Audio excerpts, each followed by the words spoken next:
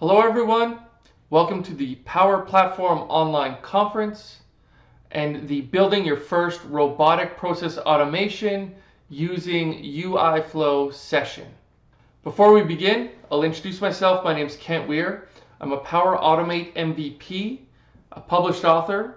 I'm also a Udemy instructor where I've authored courses related to Power Automate and Azure Logic apps. I am a YouTuber. Go ahead and check out my channel at the following link. If you're not following me on Twitter, I encourage you to do so. @Wearzy is my handle, and feel free to connect with me on LinkedIn. And so let's go. Let's get right into the content. Here's the agenda that we're going to go through today. Building your first UI flow. And in order to do so, let's talk a little bit about what robotic process automation is, or what's often referred to as RPA. We'll talk about RPA adoption. Like, is this thing a fad? Is this thing for real? Are there actually really big customers using this technology? And then we'll talk about what use cases does RPA solve and when should I use it. Then we're going to switch gears and we're going to focus more on the Microsoft related content, which I'm sure is why you're all here. So in order to do so, we're going to introduce what UI flows are. We're going to talk about UI flow prerequisites, because there are some. And then what I want to do is I want to walk through two different scenarios. The first one is going to be more of a demo where I'm going to take an existing system and I'm going to connect a UI flow to a Power Virtual Agent chatbot where I can go ahead and submit a timesheet. And then lastly, what we're going to do is we're going to do a soup to nuts walkthrough building your first UI flow, starting from scratch. And if you've never built a UI flow using this information, you will easily be able to do that. So with that out of the way, let's go. Let's get into the content. All right, first up, we're going to talk about what is robotic process automation, or what's often referred to as RPA. So RPA is a useful way to connect legacy systems that don't have APIs with more modern systems. It really is about how do you take structured data from system A to system B and do it better than a person could typically do that. Oftentimes what we see with legacy systems is you have swivel chair integration, where you end up on one system and you start typing, and then you do this Control-C thing, and then you flip over to the other screen and you do Control-V, and you basically input this information. And so this is obviously not a great use of people's time nor talent. It also, as we're going to learn, heavily error-prone, which is obviously not good.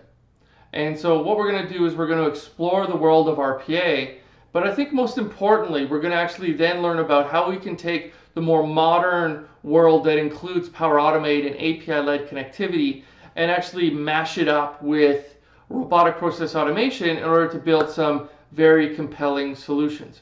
So let's now talk about RPA adoption. Is this a fad? Are real people using this? Is this solving real problems? Let's dive in.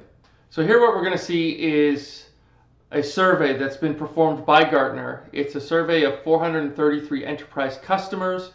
And here we can see of the people that have responded that are using RPA, where they're at in their journey. So we've got 62% that have already implemented. We have 25% that are currently implementing. And then we have 13% that are piloting. Now you might think, well, that's 62%. That is actually quite a bit of those respondents. So am I too late to the game? Well, let's go ahead, let's find out. And what we're going to find out is that you're not too late to the game. Here we see a breakdown of how many bots, or essentially how many business processes, have actually been implemented using RPA.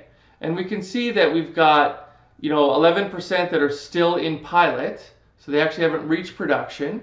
And then we're going to see that 20% of those 433 people, or 433 organizations, they only have 1 to 2 bots. And then we move to the largest segment, and the 30% of those respondents only have 3 to 5 bots. So you think about how many integrations or interfaces exist in your organization, and there's likely a lot. So the summary here is that this is an emerging space. It is not too late for you to get involved in this. There's still some use cases here that you can go ahead and attack using this technology to drive an outcome. Okay, so now this one's important. I love technology, I'm sure you all do too, but at the end of the day, it's not just about fancy, shiny technology, it's about what is the value that that technology brings in solving real business problems. So let's talk a little bit more about that. Now, if we look at this, IT represents 50% of the use cases that are actually being used when it comes to RPA. And I'm not really surprised by this. If you think about all of the administrative functions that exist inside of an IT shop, this should come as no surprise. And yes, Power Automate Flow has given us a lot of opportunities to automate through the use of Azure AD and all of the different connectors that exist. But the reality is there's still a lot of legacy infrastructure and permissioning that exists in the enterprise. Maybe it's just Active Directory on premise. Maybe there's LDAP. Maybe you're using Java. Maybe you need to go ahead and share out network folders. Maybe you have a legacy IT service management application that doesn't have APIs and you want to automatically create tickets when you get new requests through an email. Like, these are all scenarios that are right for this type of technology. Next up is finance and accounting. This should probably come as no surprise either. If you think about invoicing, accounts payable, accounts receivable, there's usually a lot of just disparate data sources that are used in these processes, and as a result you need to get that information from emails and PDFs and spreadsheets into your financial system. And this represents another use case for RPA. Okay, let's get to the Microsoft flavored stuff. I just wanted to include that previous section because it is important, if you haven't been exposed to RPA, that you have some background on its use cases and how people are using it. Now, shifting gears, let's talk about Microsoft's UI flow. Now, you might be wondering, okay, like, what is the difference between UI flow and our traditional automated flows, and why should I care? And basically, when do I use what? So you can think of it this way. When you have applications that don't have APIs, that is where there is the opportunity to use UI flows. So this could be things like your legacy ERP systems. It could be legacy web applications, whether that be on your intranet or on your internet. Those are some good use cases where you don't have an API, you may not have access to the underlying data source. Another use case could be a managed service, where basically someone's hosting a web application for you, don't want to give you access to the APIs, but now you can automate integration by emulating actions that a user would take through the GUI. Now, on the flip side, we obviously have our modern systems, our SaaS applications, our Dynamics 365, our ServiceNow, our Workdays, and these are all like best of breed SaaS applications that give you API-led connectivity. And when you have the opportunity to use APIs, you should. You always should. But here's the secret sauce from Microsoft's perspective. They're bringing both of these worlds together, and that's what makes this solution unique. A lot of the vendors in the RPA space are very good at the non-API integration, but they're not as mature on the API side of things. And this is where the power becomes, when you can bring and sort of mash up applications where you're using APIs and then you're integrating them with legacy systems. And that's really the secret sauce from my perspective with this technology. Now, typically how this technology works is you would go ahead and record the task. So what you'll say is you'll click the record button, then you will go ahead and emulate what it is that you want the bot to do. So it could be typing information into a field, hitting the tab key, putting in more information, hitting enter, those types of actions.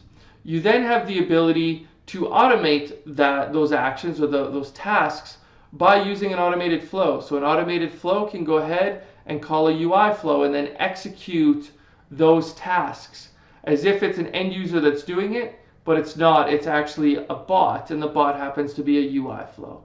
Okay, let's talk a little bit about UI flow prerequisites. Now, UI flows is surfaced up in Power Automate essentially as a connector in the context of, I have an existing flow, I want to go ahead and call a UI flow. It shows up as a connector, so you'd go ahead and search for UI flows and you will see that connector in place. Then what you'll do, as I chatted about, you go ahead and you record a sequence of steps that you want the UI flow to perform. You then have the ability after the fact, and this is when it comes to a desktop application, to manipulate those steps. Maybe you want to rename things. You can see exactly what is going on, where they're entering text, clicking buttons, that sort of thing. You can go ahead and tweak things, remove steps if you were maybe a little bit click happy when you were recording. So you have the flexibility to clean some of that up. Now, in addition, there will be licensing required for this. That's not the purpose of this session at this point. At the time of recording, public pricing has not been released, but you do need an on-premise data gateway. So this is your existing on-premise data gateway that you're already using for Power Automate, for Power Apps, and Power BI. You will need to install a web driver, and these can be the web drivers for Microsoft Edge, Chromium Edition, or Google Chrome. And then lastly, if you're going to be recording and automating web applications, you're going to need the Selenium IDE. And so this is the experience you're going to run into when you try to run your first flow. It's going to say missing this extension, so you can go ahead and download it. It's a pretty simple process. Now we can see that it's actually been completed successfully. Then what's going to happen is, if you don't have the Selenium IDE installed, you're going to get prompted to go ahead and download and install that. And that's easy. You can get that essentially from your extensions store inside of the web app, the web browsers. And with that out of the way, we can now go ahead and talk about our first use case. So let's take a look at our sample architecture before we actually get into the demo.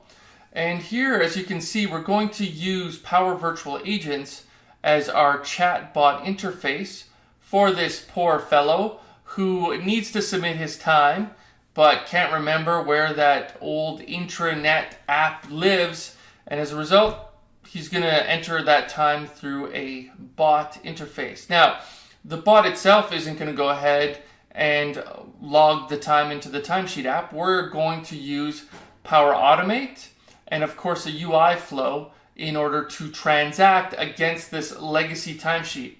Now in this case, this legacy timesheet is a doozy. This is an old ASP.NET web form, and it runs on-premise. It runs in our data center, and as a result, we need to use the on-premise data gateway to communicate and drive the web application over the network. So let's go ahead and let's see this live. Okay, so I'm in Power Virtual Agents, and I'm going to run you through the solution first, and you'll see it live. Then I will dive deep and show you all of the various components that make up the solution.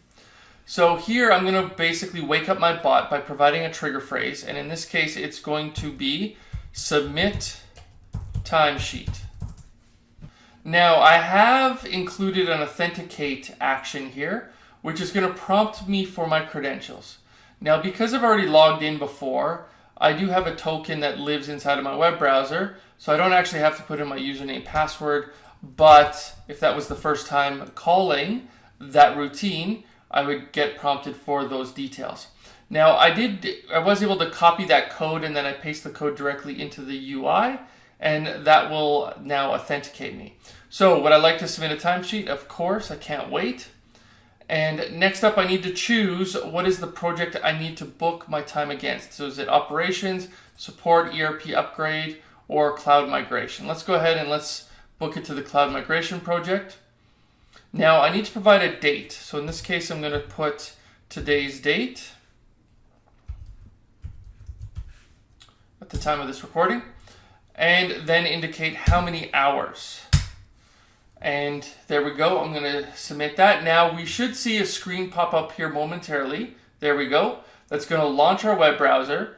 It's going to essentially run our Selenium script, which I'll show you here soon.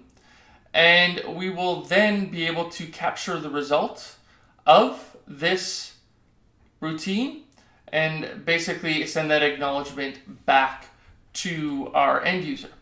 So here we go. Here's the flow that was called or invoked from our Power Virtual Agent. And you can see that we've got a trigger exposed using HTTP, and we do have a response as well. Now, we did include, as we saw earlier, there was an authentication or a login required. And what we're able to do is that an auth token gets passed into the service. And then what we can do is use this auth token to go ahead and call the Graph API. And we'll do so by passing in the bearer and then our auth token as our authentication value when using raw. And then what we're going to do is we're going to use the graph method for myself. So this is essentially going to run on behalf of the user who instantiated the bot. Now, naturally, we all like typed responses, so we're going to go ahead and use parse JSON so that we've got a type schema so that we can use that response data downstream within our as dynamic content when we want to go ahead and call our UI flow. So here, as part of our UI flow, we've got different details that we need to pass in, like the first name, the last name, the date, the project, and the hours. And we're going to be able to provide the given name and the surname because these are values that were passed from our graph call. Now, the other values, date, project, hours, you may recall those were fields that were captured as part of our chat session, and those are coming in from our HTTP trigger as we've exposed those values as part of our input body that will then get parsed using JSON schema. Let's now just flip over to our UI flow. And so you will find UI flows if you click on My Flows and then this far right tab, UI flows in preview. And then what we can do is find our bot submit time web, and we can go ahead and click on that, and we can see that it just ran 2 minutes ago, which is great. And now if we want to go ahead and edit this, we can go ahead and do so by clicking on the edit button.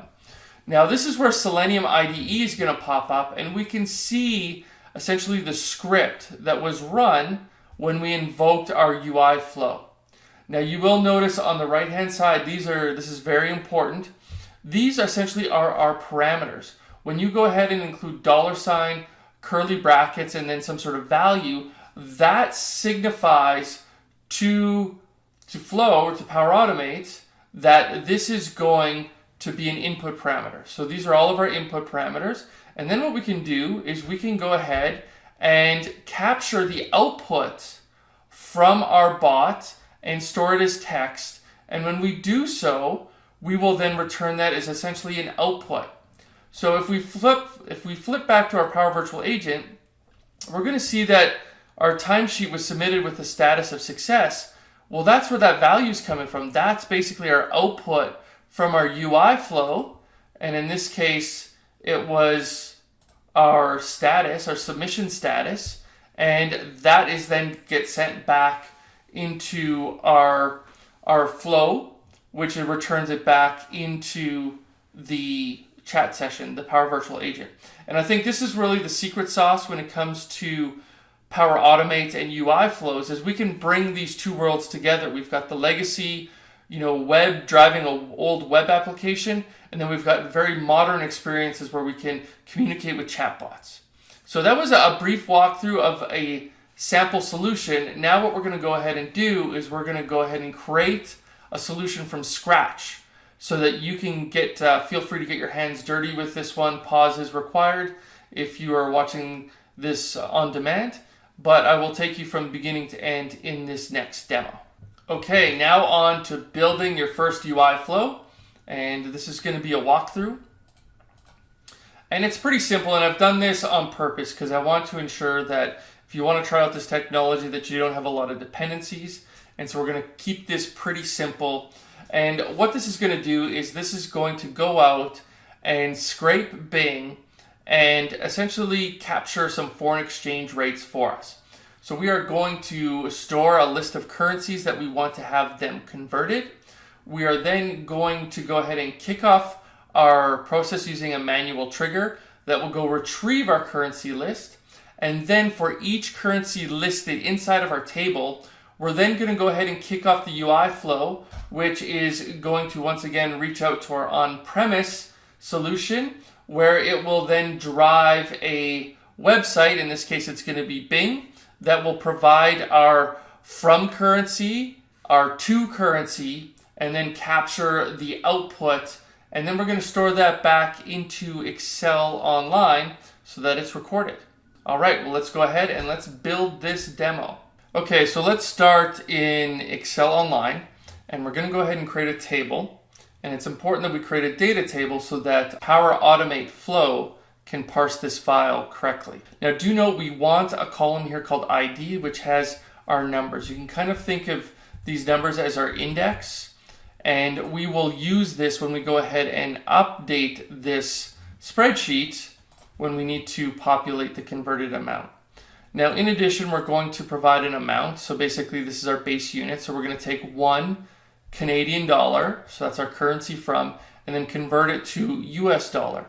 Now, this column here is basically just for display purposes only, just so people have a sense of what is the currency that we're trying to exchange to.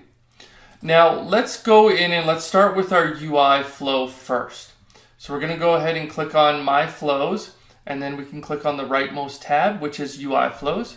And let's go ahead and click on New. Now we're going to go ahead and create a web app. So we can call this UI Flow, and then we'll just say Online. And then our base URL is actually going to be bing.com. And we'll now go ahead and launch the recorder. So here we have Selenium IDE that has been launched for us. And what we need to do is click on this record button in the upper right hand corner. So let's go ahead and do that. And here we see bing.com launched. Now what we're going to do is we're going to type in 1 CAD to USD and then hit enter. And we can see that 1 Canadian dollar is worth about 75 cents USD. And as we've done that, we can now see all of the commands that were recorded when we did that. So this is all fine and dandy, but how do we get this 75 cents, this result, into our Selenium IDE session? Well, what we can do is we can come over here and click on Command, and here we're going to type in store value. Now in the previous example, I used store text, but that's because we had text on the web page that we're trying to parse. Here it's actually within a text box. So we're going to use store value.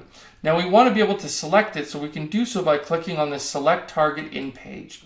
And when we do that and we hover over all of these different areas, we'll come to our USD result, and then we'll click our left button.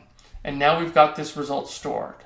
But we do have to give this a number. So we do need to provide this value a name. And here we're just going to provide a name of my result. Okay, so that's cool. Let's now go ahead and let's stop recording.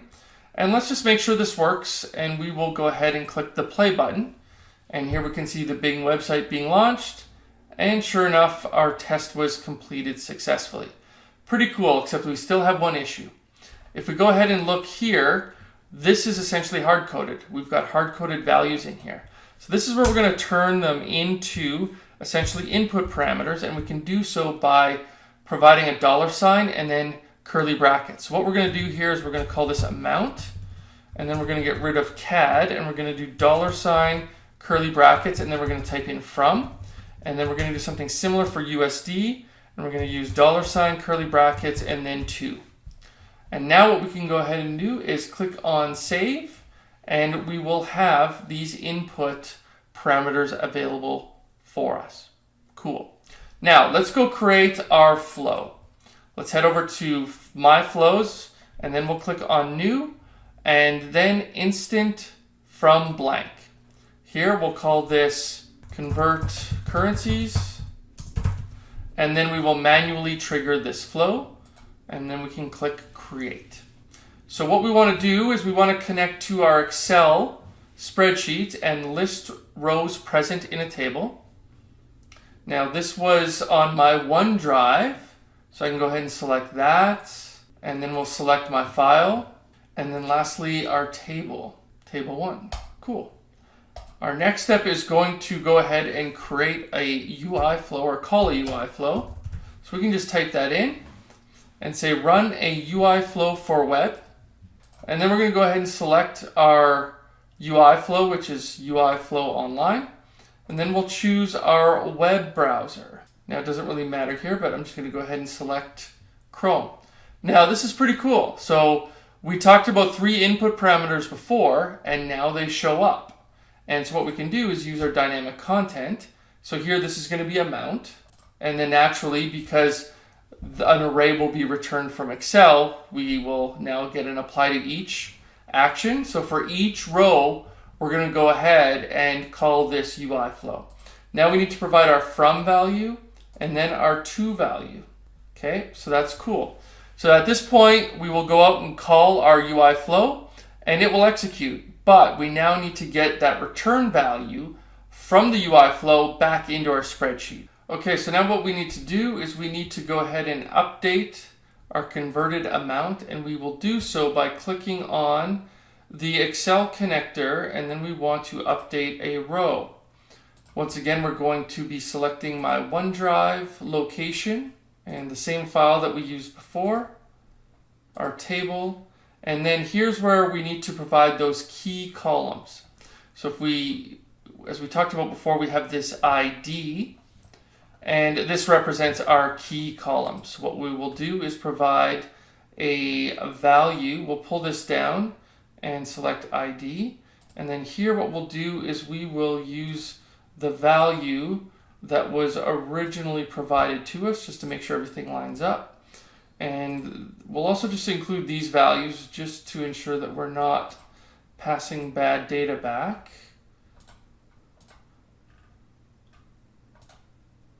And then here's where we want to use our outputs from our UI flow, which in this case was my result, and we will assign it to the converted amount inside of our Excel spreadsheet. Let's go ahead, let's save this, and then let's go ahead and test this out. Now this is going to take probably about 3 minutes to run. So what I will do is I will go ahead and essentially skip or cut out the second and third iterations when it goes to call the UI flow, just in the interest of time. But you will see the experience right now. It is running, and then I will, through the magic of photography, cut out some of this stuff just so you don't have to sit there and watch this. Okay, so we can see that our process has completed running. Now let's flip over to our Excel spreadsheet, and boom, there you go. We can see that we have our converted values. So you could see a scenario where maybe you need to do this every day in your business, and maybe you have a whole whack of these, tens of currencies that you need to get the latest values for, and then update, say, your financial system. And you could go ahead and let this thing run while you're sleeping, and get those values out and automate that work. So pretty cool. It is a fairly simple example, but wanted to ensure people that were building their first UI flow didn't have any of the other complex prerequisites and could get started right away. All right, well, thanks for checking out UI flows with me today. I'm pretty pumped about this technology.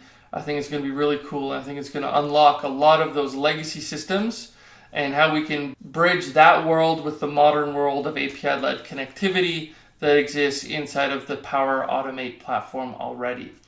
So thanks for hanging out with me. Enjoy the rest of your event,